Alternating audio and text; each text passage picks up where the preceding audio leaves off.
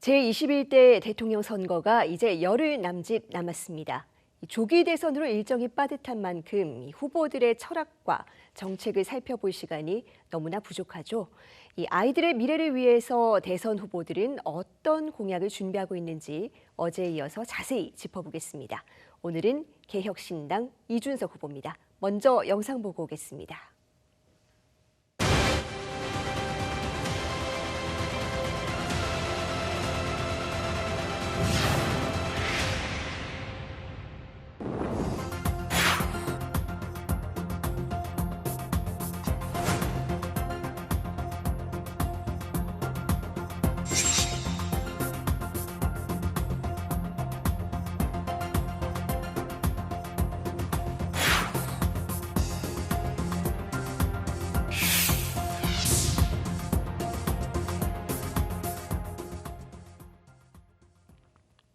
네, 개혁신당 이준석 후보의 교육 공약에 대해서 개혁신당 조용민 공동선거대책위원장과 자세히 짚어보겠습니다. 위원장님 어서 오세요. 안녕하세요. 네, 이 개혁신당은 이번 대선에서 특히 교육과 과학기술 분야 공약을 굉장히 적극적으로 내놓고 있습니다. 핵심 키워드 뭐라고 볼 수 있을까요? 예, 저희 공약의 핵심 키워드는 AI 시대의 성장 기반으로서의 교육 이 부분이고, 그리고 또 우리 후보님이 몸소 보여주고 계신 사다리 시스템의 회복 이렇게 볼 수 있고요. 그래서 교육과 거버넌스 개편이라든지 교권 확립이라든지 뭐 수학과학 같은 기초교육 국가 책임제 이런 여러 가지 공약들을 준비해 놓고 있습니다. 네, AI 성장 기반과 사다리 시스템의 회복 이제 맞습니다. 하나씩 짚어볼 텐데요. 네. 이 선관위에 내신 10대 공약을 살펴보면은 1순위가 정부 부처 통폐합입니다. 이 구체적인 예로는 교육과 과학기술부를 합치겠다고 하셨는데 이건 어떤 취지에서 이렇게 하시는 겁니까? 그 첫 번째는 우리 국민들의 일상을 굉장히 많이 바꿀 공약입니다. 이게 뭐 그냥 정부의 업무를 바꾸는 것이 아니고요. 일상이 바뀌는데요. 구글의 CEO였던 에릭 슈미트가 이런 얘기를 한 적이 있습니다. 3주 전이거든요, 이게. 그분이 어떤 말씀을 하셨냐면 아시아의 한 국가는 지금 공룡처럼 소멸하고 있다. 출산율 0.7이다. 어떤 나라인지 아시겠죠? 근데 그런 얘기를 하면서 그럼에도 불구하고 그들의 생산성은 유지될 거다. 왜냐하면 스마트하기 때문에 주머니에 AI 8개를 넣어 갖고 다니면서 그런 생산성을 유지하는 민족이 될 것이다. 이런 얘기를 3주 전에 하셨어요. 근데 이 코멘트를 들어보면 교육하고 과학은 우리가 스마트하다라고 가정하고 있잖아요. 그 미국에 계신 에릭 슈미트가. 그럼 우린 스마트해져야 되는 거고 과학이 뒷받침돼야 되는 거거든요. 그래서 교육과 과학은 하나의 청사진 하에서 운영되어야 될 시기가 되어버린 겁니다. 그래서 사실 미래교육의 핵심인 어떻게 보면 고등교육 관련해서 4대 과기원은요, 과학 쪽으로 이제 리포팅이 되고 있고요. 그리고 사실은 또 그냥 일반 공대 같은 경우는 또 교육부에 또 이렇게 소관이 되어 있습니다. 이런 것들이 사실은 지금 좀 합쳐져서 에너지를 발휘해야 될 시기이기 때문에 이게 교육하고 과학부의 리더가 실제 성장을 드라이브하는 중요한 장관이 돼야 되는 부분이 있는 거죠. 그게 또 전략부총리로 이어져서 부서 간 칸막이가 없어지는 거가 굉장히 중요합니다. 교육부와 과학부는요. 그래서 교육과학부가 사실은 규모가 축소되는 것이 아닙니다. 이게 화학적 결합을 통해서 규모는 유지되면서 굉장히 중요한 역할을 하게 된다라고 저희는 예상을 하고 있고요. 부처 간의 칸막이 관련해서 제가 어떤 장관님께 그런 말씀을 한번 여쭤본 적이 있어요. 행정부처의 회의는 어떤 식으로 진행되나요? 대통령하고 같이 할 때. 다른 장관님들이 어떤 코멘트를 했는지 기억나시나요? 그랬더니 기억을 못 하신대요. 왜냐하면 장관분들끼리 뽐내기 대회 하는 겁니다. 대통령 앞에서. 예, 근데 사실은 이렇게 되면 이제 칸막이가 없어질래 없어질 수가 없습니다. 그래서 부총리와 함께, 그리고 전략부총리는 다른 후보들이 뭐 강조하는 CAIO라든지 AI 관련된 뭔가 리더라든지 이런 분들은 사실 힘이 없을 겁니다. 전략부총리처럼 기재부와 교육과학부와 이런 것들을 아우르는 그런 어떤 구조가 만들어져야지 이게 실제 국민들의 생활에 임팩트를 주거든요. 그런 측면에서 2025년에 맞는 그런 구조라고 봐주시면 좋을 것 같습니다. 네, 그런데요. 이 과거 이명박 정부 시절에 비슷한 시스템을 해본 적이 있거든요. 그렇죠. 교육과 기술부로 운영을 했는데 이게 또 논란 끝에 얼마 못 가서 다시 분리수순을 밟았습니다. 네. 이준석 후보의 구상은 뭐가 다른 건가요? 너무 좋은 질문 주셨습니다. 제가 정말 기다리고 기다리던 네. 이게 통합은 사실은 사일로 그러니까 부처 간 칸막이를 없애면서 무슨 효과가 있냐면 1 플러스 1은 2가 되는 것이 아니고 3, 4가 될 수 있는 굉장히 좋은 타이밍이라고 볼 수가 있는데요. 사실은 이게 화학적 결합이 가장 중요합니다. 1 플러스 1은 마이너스 1이 될 수도 있고 0이 될 수도 있거든요.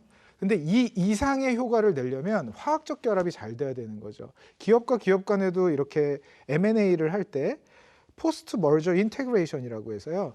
이 작업을 잘해야 윈윈이 됩니다. 근데 그때는 사실은 어떻게 보면은 조금 답답한 상황이었는데 화학적 결합이 전혀 없었다라는 거죠. 그때를 회고해 보면 많은 분들이 그런 말씀을 하십니다. 교육부와 그 과학부 사이에 예를 들어서 KPI, 그래서 당신들이 달성해야 될 목적이라든지 그분들이 해결해야 될 문제들이 화학적 결합 없이 따로 놀면서 진행되니까 이거 우리가 왜 합쳐졌지? 오히려 예산은 그러면은 더 복잡하게 적용이 돼야 되고요. 그런 이슈들이 있었던 겁니다. 그래서 이건 합치는 부분은 정말 전문가가 실제로 교육과학부 장관에게 부여되는 미션은 하나일 겁니다. AI 강국으로 발돋움하기 위해서 교육과 과학이 화학적 결합을 통해서 나아가려면 어떤 미션들을 교육과학부의 구성원들에게 주어져야 될까? 그것만 잘 디자인해라. 그렇게 미션이 떨어지게 되면은 전략부총리, 교육과학부 장관 산하에 정말 우리나라 에너지를 만드는 그런 역할을 할 수 있지 않을까? 그렇게 생각을 합니다. 네, AI 강국으로 가기 위해서는 교육과 과학의 화학적인 결합이 맞습니다. 필요하다라고 네. 말씀해 주셨습니다. 네. 이번엔 다음 주제 살펴볼 텐데요. 이 선관위에 제출한 10대 공약에선 교육 분야에서 특히 교권 문제 많이 강조를 하셨어요. 네. 후보가 직접 스승이 존중받는 나라 만들겠다고도 하셨는데 네. 구체적으로 어떤 계획 갖고 계실까요? 어떤 철학을 우리가 자라나고 있는 우리의 어떻게 보면 리소스거든요. 자원이거든요. 우리나라 뭐 없잖아요. 그 자원에 아주 고품질의 교육을 이제 제공을 해서 성장을 시켜야 되는데 그럴 때 가장 중요한 게 저는 교권이 백본이라고 생각을 합니다. 우리 후보가 그걸 강조하는 이유는요. 사실 교권이 강력할 때 그 지식의 딜리버리, 그 지식을 전수시키고 실제로 우리가 이런 식으로 표현을 하거든요. 리드 바이 example이라는 표현을 합니다. 선생님의 그 어떤 교권 하에서 모든 교육이 물 흐르듯이 흐를 수 있다라고 생각을 합니다. 그래서 예를 들면 교권이 지금 많이 무너져 있는 이유가 뭔지 그 뿌리 원인을 찾아야 되거든요. 그런 식으로 찾다 보면은 결국에는 수업 외 교육 관련해서 그런 수업 외 교육이라든지 수업 외 환경에 대해서 많은 부모님들이 뭔가 민원을 넣는다든지 이런 것들이 많이 있어요. 근데 그런 것들은 국가에서 대리로 해서 변호를 한다든지 아니면은 수업 중에 어떤 교육에 대해서는 변호를 또 지원을 한다든지 그리고 무엇보다 중요한 게 저희 후보가 굉장히 강조하는 게 무고에 대한 처벌을 강화하겠다. 왜냐하면 그게 굉장히 많습니다. 저희 후보는 실제로 선생님들을 굉장히 많이 만나거든요. 근데 만날 때마다 이 부분을 굉장히 많이 듣고 있습니다. 그래서 교사 부담을 완화시키고 중간에 부모님들이라든지 아니면 학생들이라든지 어떤 이슈가 발생을 했을 때 프록시 그룹이라고 합니다. 중간 매개가 되는 그룹을 잘 배치해서 교육에 집중하실 수 있도록 그렇게 만들어드리고 학생들도 교육 외의 것에 대해서 이슈를 불필요하게 제기를 한다든지 양육이 아니거든요. 선생님의 역할이. 그런 부분들에 대해서 많은 고민을 하고 있습니다. 그 하나하나가 정책으로 지금 좀 구현되어 있다라고 생각해 주시면 됩니다. 네, 사실 이 서희초등학교 사건 이후에 이 교권을 바로 세우기 위해서 너무나 많은 법과 제도가 만들어졌는데 현장에서는 달라진 게 없다는 말이 많거든요. 네. 이준석 후보 접근은 뭐가 다를까요? 우리 후보는 사실은 프로그래밍을 쭉 해오던 후보님이셔가지고 네. 사용자 중심의 정책을 기획을 하는데 정말 일가견이 있는 것 같습니다. 뭐냐면요, 저희가 예를 들어서 대학생을 위한 정책 그러면은 다른 후보의 공약들을 보면은 대학생 정책에 들어가 있습니다. 근데 알고 보면은 정말 그냥 일회성 정책들이 많이 있고요. 우리 후보의 정책을 보면은 대학생을 위한 정책인데 정책 네이밍에는 대학생이 없어요. 근데 훨씬 더 큰 임팩트를 만들어내는 거. 이게 어떤 포인트냐면 사용자 중심으로 생각을 해야 되거든요. 그러면 우리가 서희초등학교 사태라든지 이런 것들을 보면은 굉장히 안타까워했습니다. 우리 후보는 거의 뭐 잠도 못 잘 지경으로 굉장히 분노하고 이것을 빨리 고쳐야겠다. 그러면 뿌리 원인을 찾을 때 이게 익명으로 이슈를 제기하거나 그리고 그 민원을 직접 접수를 해야 되거나 선생님들이 그런 부분에 있어서 필터가 전혀 없었다라는 부분에 이제 집중을 한 겁니다.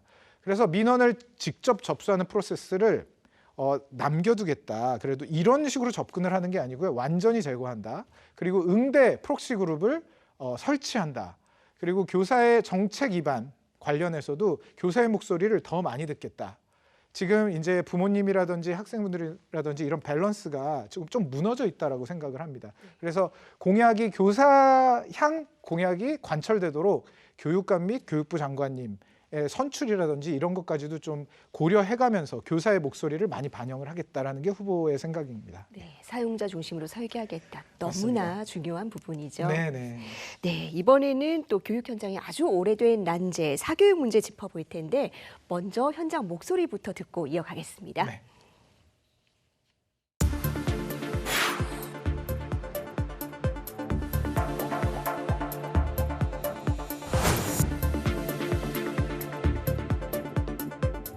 영어, 수학 정도? 수학 같은 경우에는 학원이 좀 필요하다고 느껴서 다니고 있어요.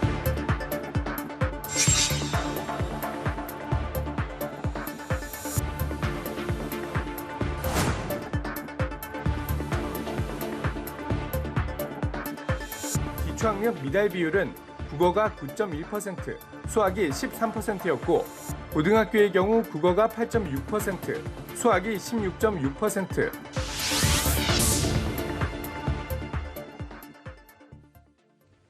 네, 사교육비 정말 역대 최고 기록 갈아치웠는데 이렇게 많이 쓰고도 수학에서 네. 기초 학력에도 못 미치는 학생들이 뭐 7명 중 1명 정도 되는 거거든요. 네. 영상 어떻게 보셨습니까? 아, 너무 열받죠. 네. 왜 이런 상황이 발생했을까요? 상하이의 고등학교 3학년 학생이랑요, 샌프란시스코나 팔로알토에 있는 고등학교 3학년 학생이랑 우리 숙명여고 전교 1등이랑 붙여놓고 수능 잘 보라고 하면은 뭐 비슷하게 나올 수는 있습니다. 근데 여쭤보고 싶은 거는 지금 보셨다시피 이 세 명한테 수능 문제 한번 만들어 볼래? 이러면은 누가 제일 못 만들 것 같으세요? 일단 뻔합니다. 네. 자, 왜 이렇게 망가졌냐면 PISA 퍼센트도 그렇고요. 이게 좀 우리나라가 이 교육 부분에 있어서는 굉장히 학생분들한테 미안한 겁니다. 저거는 굉장히 바쁜데 본인들의 인텔리전스는 그렇게 높아지고 있지 않다라는 것들 본인이 느낄 것 같습니다. 너무 안타깝습니다. 이 상황이. 네, 저는 사실 지난 총선 때부터도 상당히 참신하다고 생각했는데 수학교육 국가 책임제 후보가 올해 이제 얘기를 했던 공약입니다. 구체적으로 어떤 구상을 갖고 계시는지요? 예, 지금 말씀드린 대로 PISA라든지 학력 지금 미달 상황이 나오고 있거든요. 학력 수준이 굉장히 미달되고 있는데 이런 상황들이 계속 벌어지는 이유가 뭘까? 지금 방금 말씀드린 대로 국가 경쟁력이 굉장히 안 좋아지고 있는 겁니다. 지금 글로벌 수학 경시 대회에서 2008년부터 2024년까지 보면은 거의 다 중국이 도배를 하고 있거든요.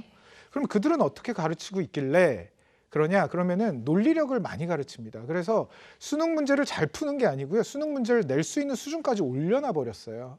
그래서 고등교육, 중등교육, 초등교육 이런 부분에 있어서 우리가 논리력을 키울 수 있는 교육들을 빠르게 지금 플러그인을 해줘야 된다. 그러지 않으면은 우리가 어떻게 에릭 슈미트가 얘기한 그런 나라가 되겠습니까? 그래서 그 관련해서 그러면 수학 교육 자체를 어떻게 해줘야 되느냐. 사실은 차등 교육 이러시면 굉장히 거부감이 있으실 겁니다. 근데 차등 교육을 하자는 말씀이 아니고요. 지금 사실 교원 대비 학생 비율이라든지 이런 것들을 굉장히 우리가 건강한 비율로 바꿀 수 있는 어떤 기회가 생겼습니다. 이게 뭐 아주 좋은 기회다라고 말씀드리긴 뭐한 것이 인구 절벽이 오고 있기 때문에 생긴 정말 우연찮은 기회인데요. 교사 대비 학생 비율을 지금보다 더 좀 공격적으로 배치를 해가지고요. 실제 그 수학 문제별로 어떤 식으로 푸는지를 조금 더 밀착형 교육으로 바꿀 수 있는 기회가 열린 거거든요. 그리고 아까 말씀드린 대로 실제 교사와 학생 사이에 어떤 대체 그룹 같은 것들도 우리가 만들 수가 있고요. 그런 상황에서는 우리가 수학 수준별 교육이 가능해집니다. 그러면은 아까 영상에서 보셨다시피 수포자라든지 이런 친구들이 이제 안 생길 수가 있는 거고, 실제로 수학에 재능이 없더라도 본인이 그렇게 느끼더라도 일단 기본적인 논리력들은 갖춰 나갈 수 있는 이 시스템이 지금 만들어져 있는데 우리가 교육을 등한시할 수는 없다라는 거죠. 그래서 이걸 통해서 국가 경쟁력을 조금 더 높이는 그런 방향성으로 가야 된다고 생각합니다. 수학이나 과학 쪽 측면의 얘기인 거죠. 코딩이 사실은 우리가 바이브 코딩이라든지 AI 코딩 관련해서 AI가 대신 하고 있기 때문에 이게 코딩 교육이 필요 없겠다라고 하지만 대부분의 개발자들은 그 얘기를 합니다. AI 코딩이 아무리 활성화되더라도 코딩 교육을 하게 되면 논리력이 생기기 때문에 하는 거거든요. 그런 측면에서 이런 공약은 굉장히 반드시 현실화돼야 되지 않나 그렇게 생각합니다. 네, 사실 이 사교육비 문제의 핵심은 이렇게 많이 쓰면서 지역 간, 계층 간 이 격차가 너무나 벌어진다는 겁니다. 이 사다리 시스템 회복한다고 하셨어요. 네네. 어떻게 하실 계획이신지요? 예, 후보님이 보여주셨죠. 사실 본인의 인생으로 보여주셨습니다. 지금은 사실은 아나운서님 말씀대로 교육이 굉장히 좀 편중돼 있다 이런 것들이 있거든요. 그럼 결국에 학생들의 시간과 퀄리티를 어떻게 매니징할 것인가 라는 부분을 착안해서 봐야 되는 거죠. 저희 후보가 굉장히 잘하는 프로그래밍 기법인데, 예를 들면 학생들의 시간, 학생들이 이런 식으로 좀 편중되고 양극화가 되는 상황 속에서는 사실은 상향 평준화의 테마로 본다면 학생들의 시간을 우리가 기숙학교라든지 그리고 교원대 학생 수의 비율, 아까 말씀드린 부분들, 그리고 무엇보다 지방교육청의 자율권을 증대시키는 것, 그리고 이거랑 이어지는 부분인데 대학 특성화에 대한 어떤 자율권을 증대시키는 것, 이게 되게 중요하다고 생각합니다. 이게 사실은 지금 말씀드린 여러 가지 것들이 좀 상호 연결이 되어 있습니다. 그래서 하나만 되면은 절대 안 되고요. 이것들을 잘 디자인을 하는 것들이 필요하고요. 이게 다 디자인됐을 때는 이런 일들이 벌어지겠죠. 지방에 서울대 10개를 만든다. 상상해 보십시오. 예, 그게 어떤 일들이 벌어질 건지 명약 관화합니다. 근데 그게 아니고 특성화 대학들로 나눠지고 실제로 그 대학에 진학하기 위한 기숙학교들이 잘 배치되어 있다면 사실은 서울에 계신 분들도 저런 능력을 키우기 위해서는 우리 아이가 실제 그 지역에 가서 성장을 하는 것이 말이 되는 케이스가 만들어질 수가 있다라는 거죠. 그래서 중국을 보시면은, 그리고 미국을 보시면은 항저우라든지 샌프란시스코 그리고 뉴욕, 이런 식으로 어떤 색깔이 있는 대학교들과 그리고 그 대학에 진학하기 위한 색깔이 있는 기숙학교들, 이런 학교들이 이제 시스템이 돌아가고 있잖아요. 그래서 그런 부분들을 좀 잘 고민해서 이 5가지 정도의 공약들을 잘 유기적으로 디자인해서 현실화시키는 게 되게 중요한 부분인 것 같습니다. 예. 네, AI 성장 기반과 사다리 시스템 회복까지 이준석 후보의 공약을 지금까지 들어봤습니다. 유권자들의 선택에 오늘 방송이 도움이 됐기를 바랍니다. 위원장님, 오늘 말씀 여기까지 듣겠습니다. 감사합니다. 감사합니다.